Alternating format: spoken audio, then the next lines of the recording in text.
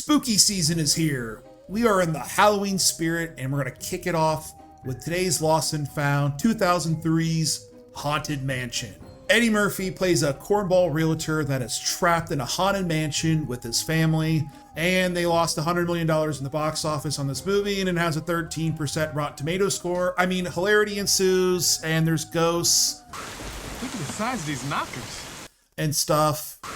Look at the size of these knockers. Pop Tot, this was your choice. What do you think of today's Lost and Found? Haunted Mansion is one of the slew of a dozen movies that Disney decided, hey, well, you know, it'd be a great idea if we just took our rides and made movies out of them. And although there is some success, the Pirates of the Caribbean, not counting the last two, there is some misses. There's this movie. There's Tomorrowland. There was the Jungle Cruise with The Rock, which they're currently making a sequel to. It's a hit or a miss, and it's kind of a dumb idea when you think about it, but this movie is one of those movies from the early 2000s that you know was made to sell Happy Meal toys.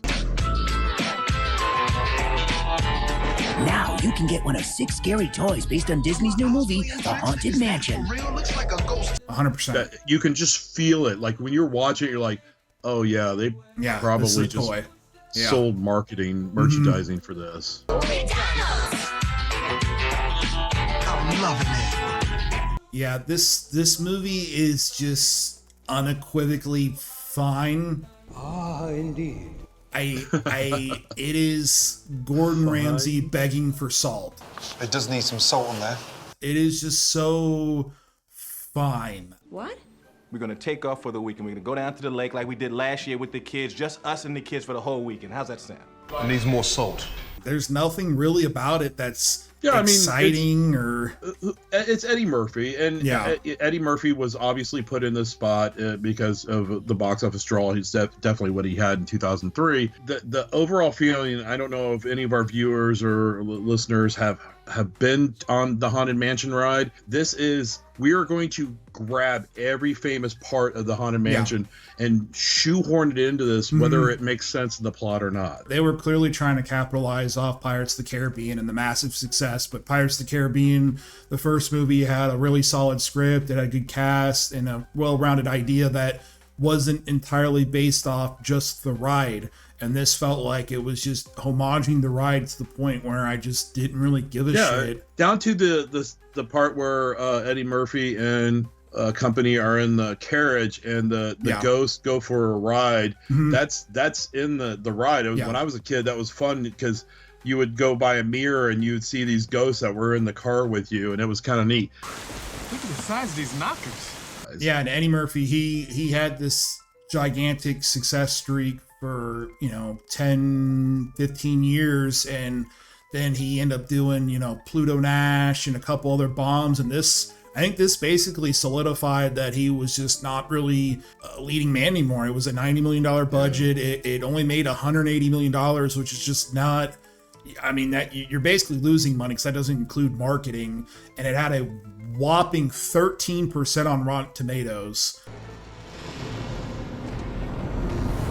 I don't think it's deserving. Again, that's an aggregate of just good or bad. It's not saying the movie's a 13 out of 100. Are you upset? It's just fine. The movie takes way too long to get going, and then I always kept hoping it would get weirder or more outlandish or spookier or something, and it just doesn't. You only go around the track once, so you do it full out all the way around. Characterization is just shoestring thin. I mean, he's a typical workaholic dad, can't see out his own ass, and they get stuck in this stupid mansion, and I'm afraid there will be no leaving the mansion tonight. The mansion owner is trying to get his wife back because Terrence Stamp is the bad guy butler, which is seen a million miles away because it's played so straight and as wonderful as he is, and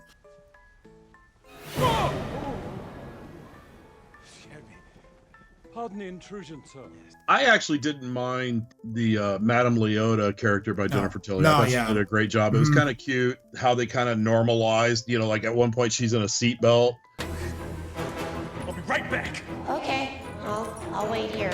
Yeah, and then the hardest part I laughed at was the giant knockers bit, which I think was a ripoff of Young Frankenstein anyways.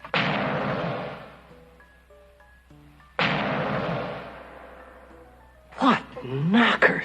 I was going to say shout out and special notice to the ever infamous Chris Bangle 7 Series BMW that got destroyed in this show. Yeah, and a part that didn't make sense because Eddie Murphy couldn't break into the house when he was smashing it, but then he drove through it. So I guess the car was enough, but the smashing the window wasn't. Do me a favor.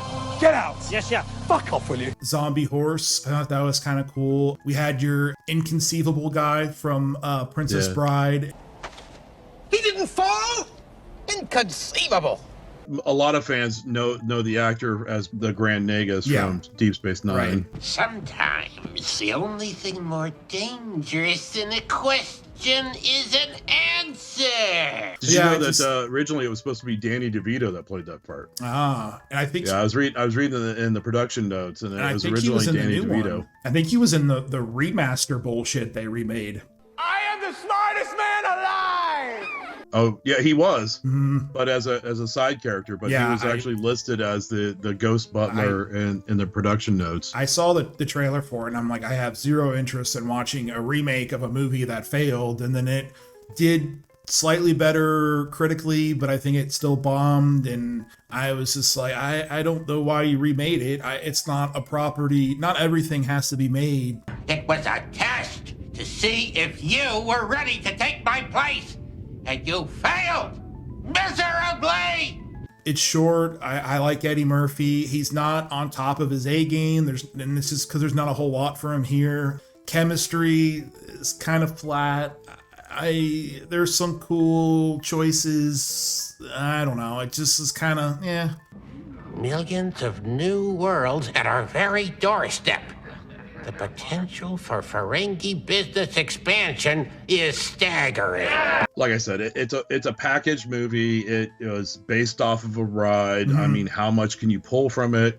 It's okay. It's not Eddie Murphy's best because it clearly is a Disney movie where Eddie Murphy can't be Eddie Murphy. Right. It does that thing where it gives all the characters something to do and they move them apart and then they bring them back together, and it has a bit of a and then part where they're like, and then you have to go to the cemetery, and then you have to go here to the chest, and then you have to find the letter. And it had that and then feeling. It just felt like it wasn't really cohesive, and I just wasn't really. And then, like you said, every character had to do their own kind of thing where the wife was separated, which was convenient because Eddie Murphy was trying to find her, then the kids got separated, which is convenient because he couldn't protect them. It doesn't help that I just recently rewatched Pirates, the first one, and it's an incredible movie that, if you were to watch it and not know that the ride existed, it's like, wow, this is really good. And then you watch this and you...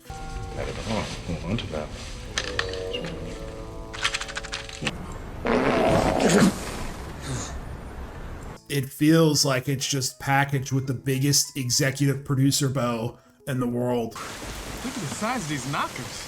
Was it Bruckheimer? I think Bruckheimer did. Yeah, I'm pretty sure. Pirates. And yeah. It's got Hans Zimmer music and...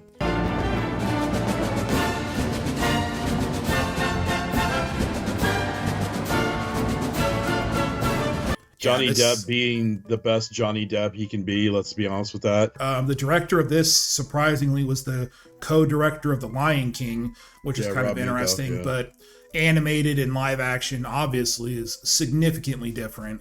Inconceivable.